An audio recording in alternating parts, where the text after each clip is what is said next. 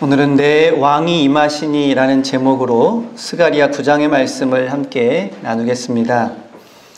여러분 혹시 좋아하는 연예인이나 혹은 유명인 이런 사람이 있으십니까? 누군가를 좋아하고 또 어떤 일을 좋아하게 되면 단순히 호감을 넘어서서 관심을 가지게 됩니다. 그래서 그와 관련된 것들을 더 찾아보게 되죠. 가수를 좋아하면 그가 부른 노래를 다 찾아 듣기도 하고, 배우를 좋아하면 그가 출연한 작품들을 보기도 합니다. 그러다가 더 좋아하게 되면 그가 어떻게 살아왔는지, 그가 무슨 생각을 하고 지금 무엇에 관심이 있는지도 이제 더 관심이 있고 궁금해지기도 합니다.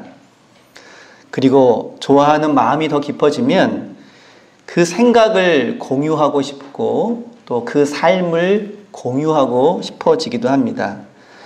일례로 어떤 연예인들이 가끔 어떤 캠페인을 벌이거나 봉사활동을 제안했을 때 그 연예인을 좋아하는 팬클럽의 사람들이 그 봉사활동과 캠페인에 적극적으로 나서서 사회적으로도 큰 반향을 불러일으키기도 합니다. 이렇게 누군가 혹은 무엇인가를 좋아하게 될 때 그 좋아하는 정도는 관심의 정도, 시간과 정성을 기울이는 정도, 그리고 나아가서 그 생각과 그리고 방향, 그리고 삶을 공유하는 정도로 가늠해 볼 수 있을 것입니다. 그렇다면 여러분들은 예수님을 어느 정도로 좋아하십니까? 예수님을 좋아한다는 표현이 좀 그렇지만 내가 얼마나 예수님에 대해 관심이 있는지 또 좋아하는지는 예수님을 알기 위해서 우리가 드리는 시간과 정성, 그리고 더 나아가서는 예수님의 말씀과 삶에 내가 얼마만큼 동참하고 공유하고자 하는지에 따라서 그 정도를 알 수 있을 것입니다. 오늘 스가랴 선지자는 바로 이러한 것을 유대 백성들에게 묻고 있습니다. 여러분들 하나님에 대해서 관심이 있으십니까? 하나님을 좋아하십니까? 그렇다면 얼마나 많은 시간과 정성과 물질을 그 하나님을 향해서 기울이고 있습니까? 얼마나 하나님의 뜻을 알기를 원하십니까? 라고 묻는 것입니다. 지난주에 우리는 주전 520년에 예루살렘에 가서 포로귀환 공동체에게 성전 건축을 독려하였던 학계 예언자를 살펴보았습니다. 스가랴는 그 학계 예언자보다 2달 늦게 활동을 시작한 동시대의 예언자입니다. 학계가 유다 백성들에게 성전 건축을 독려하는 데 집중했다면 스가랴는 그 성전에서 제사 드리는 백성다운 삶을 요청을 하고 있습니다. 그래서 회개하고 영적으로 개혁하는 일을 집중적으로 선포했던 것입니다. 즉 학계가 여러분 우리가 최선을 다해서 성전 재건에 힘씁시다 이렇게 외쳤다면 스가랴는 그 성전에서 제사 드리는 백성답게 준비하며 회개하며 메시아를 기다립시다 이렇게 외쳤던 것입니다. 스가랴서는 소선지서 중에서 메시아에 대한 예언이 가장 많이 등장하는 그런 성경 중에 하나입니다. 예수님을 메시아라고 고백했던 신약 성경에서는 이 스가랴서를 무려 70번이나 인용하면서 예수님의 메시아됨을 이 구약 성경 스가랴를 인용하며 설명을 하고 있습니다. 특히 계시록에서 이 스가랴서를 많이 인용하고 있는데 그만큼 예수님의 메시아 되심과 그리고 계시록에 나타난 다시 오실 메시아에 대해서 이해하고자 할 때 이 스가랴서는 매우 중요한 그러한 구절을 우리에게 제공을 하고 있습니다. 스가랴 선지자의 예언을 한마디로 하자면 우리가 회개하고 하나님의 나라와 메시아의 오심을 준비해야 합니다 라는 것입니다. 이는 예수님께서 사역 초기에 회개하라 천국이 가까이 왔다 라고 말씀하신 것과 일맥상통하는 내용이기도 합니다. 스가랴는 학계와 동시대의 인물이기 때문에 비슷한 상황에서 활동을 전개했습니다. 많은 백성들이 포로 생활을 마치고 돌아왔지만 그들이 맞이하게 된 현실은 실망스러운 것이었습니다.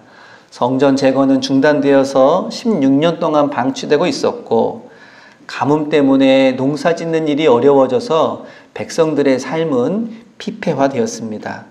사람들은 각자 먹고 사는 일에 집중하느라 공동체 의식도 흐려지고 신앙도 약화되었습니다. 게다가 선지자들을 통해서 들어왔던 하나님의 언약, 이를테면 메시아가 통치하는 다윗 왕조가 회복될 것이다. 그리고 그로 인해서 이스라엘 백성들을 못살게 굴었던 이방 민족들을 심판하게 될 것이다. 이스라엘의 영광이 다시 회복될 것이다. 등등의 이러한 예언들이 도저히 실현될 기미가 보이지 않았던 것입니다. 어쩌면 오늘날 교회의 상황도 이와 비슷한 모습이 아닐까 하는 생각을 하게 됩니다. 그 어디에도 더 나아질 거라고 하는, 과거의 영광을 회복할 것이라고 하는 그러한 기대감이 이루어질 모습이 보이지 않기 때문입니다. 그런 상황에서 백성들은 과거의 예언자들이 예언했던 이러한 하나님의 언약이 과연 지켜질 수 있을까? 아니, 더 나아가서 하나님께서 그 언약을 기억하시기나 할까 하는 의구심에 휩싸일 수밖에 없었습니다. 그때 스가랴 선지자가 하나님 말씀을 전합니다. 이 스가랴라고 하는 이름의 의미가 하나님께서 기억하신다라는 뜻입니다.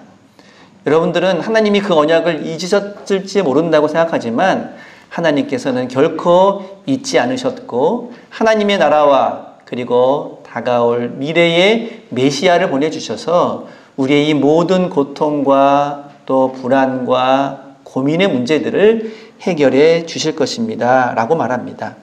그리고 후반부가 시작되는 9장부터 메시아가 오셔서 어떻게 우리를 다스리시고 어떻게 구원해 주실 것인지를 전하고 있습니다. 오늘 본문 9장 9절을 읽어보겠습니다. 시온에 따라 크게 기뻐할지어다. 예루살렘에 따라 즐거이 부를지어다.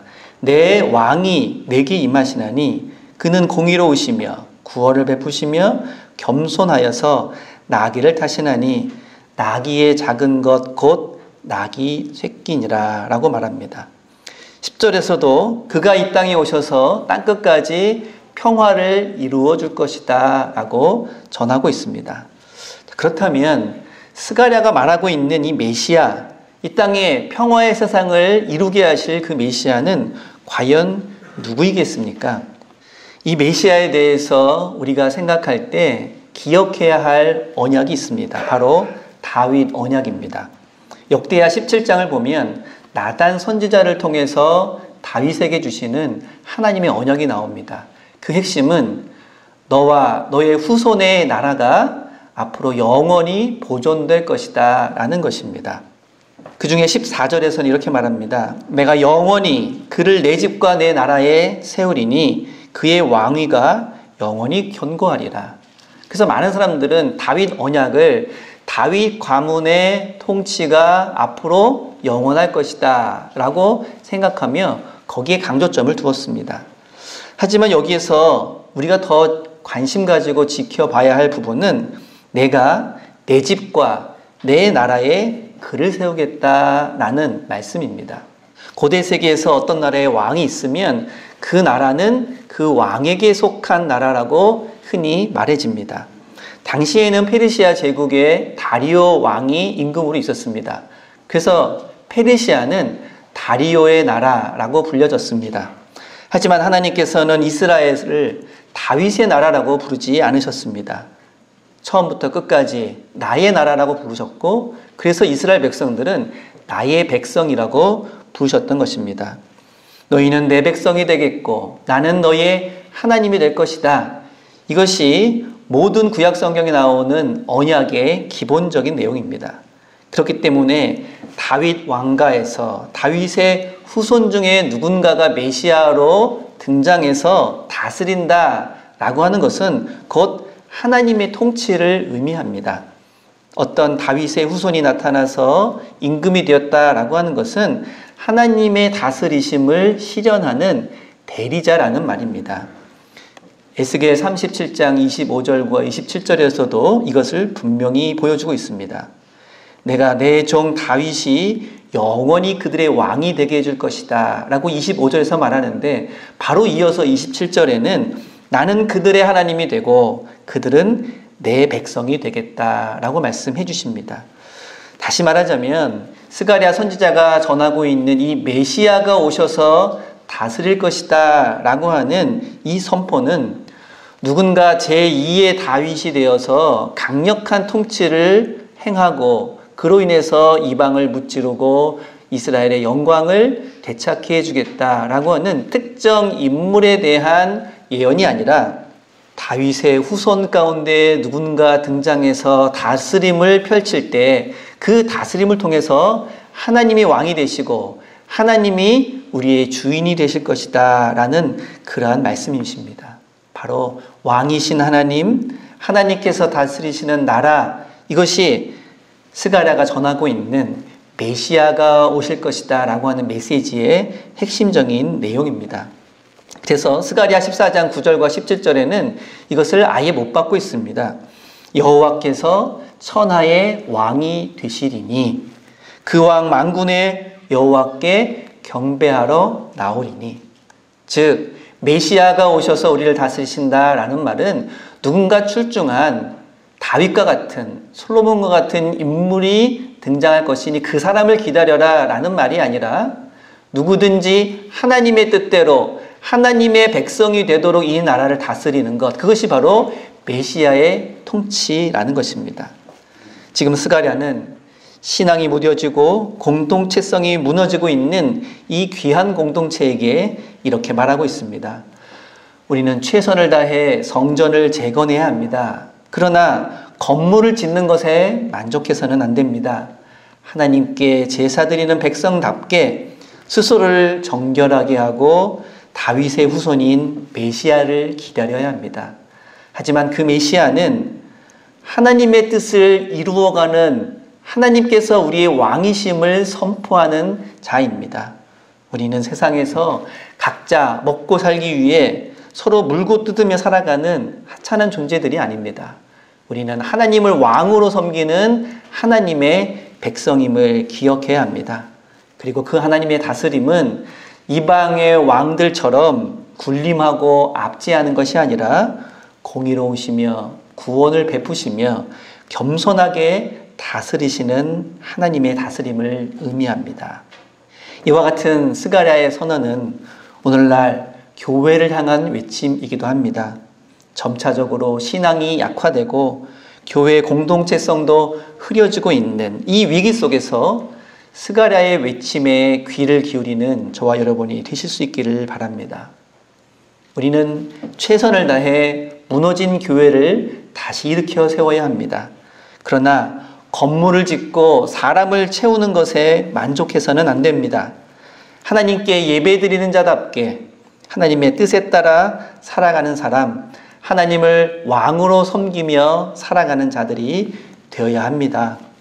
오늘날 세상은 각자 먹고 살기 위해 서로 물고 뜯으며 살아가는 그러한 세상인데 교회마저도 이러한 풍조에 휩쓸려서는 안 됩니다. 이것이 스가랴 선지자가 오늘날 교회를 향해 외치는 동일한 외침일 것입니다. 오늘날 많은 이들이 신앙적인 위기가 우리에게 닥쳤다라고 말합니다. 하지만 우리는 이럴 때일수록 더욱더 믿음의 길을 걸어가며 더욱더 예수님의 말씀과 예수님의 삶을 공유하는 삶, 해석적으로 말하자면 예수님을 더욱 좋아하는 그러한 삶을 살아가야 할 줄로 믿습니다. 예수님께서 걸어가셨던 공의를 행하고 하나님과 사람들 앞에서 겸손하며 생명을 살리는 하나님의 구원을 선포하는 그러한 모습을 그저 바라만 보는 것이 아니라 우리의 삶으로 실천하며 이루어갈 때 우리의 왕이신 주님께서 우리의 삶에 임하실 줄로 믿습니다. 각자 살아가는 처한 환경과 또한 내용들은 다 다르겠지만 그 어디에서나 그 어떤 순간에서나 하나님을 우리의 왕으로 섬기고 그 말씀에 순종하며 그 뜻을 따라 살아가는, 마치 우리가 좋아하는 사람의 생각과 그 삶을 공유하는 것보다 더 하나님을 기뻐하고 우리 주님을 좋아하며 따르는 그 모습으로 살아갈 때 스가랴 선지자가 외쳤던 그 새로운 삶의 모습이 우리 가운데 이루어질 줄로 믿습니다. 그 일에 함께하는 저와 여러분 모두가 되시기를 기도합니다. 기도하겠습니다.